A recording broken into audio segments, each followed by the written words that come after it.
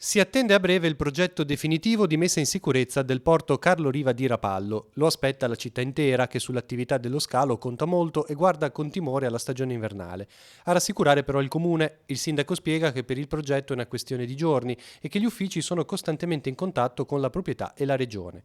La questione è delicata, ricorda Bagnasco, e necessita di tutto il tempo a disposizione.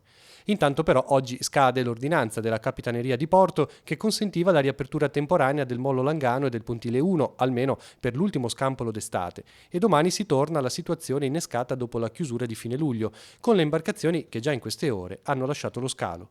Intanto che cosa si prova a vedere la situazione di un porto che in queste ultime ore si è svuotato per l'effetto dell'ordinanza che va a terminare con oggi?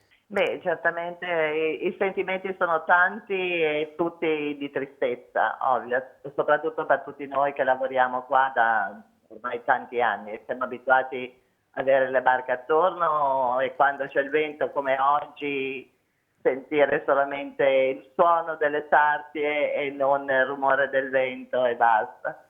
Dovrebbe arrivare a breve il progetto definitivo, che poi è quello che si aspetta per poter ridare un volto al porto. Ecco, che cosa chiedete? Ma noi abbiamo estrema fiducia e stima nella famiglia Riva, quindi su quello è l'unica certezza che abbiamo. Quello che ci spaventa anche proprio con gli eventi che ci sono stati ultimi sono le lungaggini, sono le possibili interpretazioni giuste o errate che possono essere, ma soprattutto la burocrazia, perché qui ogni giorno che passa di ritardo, ogni giorno di tempo che ogni ente si prenderà in più, vuol dire mettere a rischio la stagione estiva.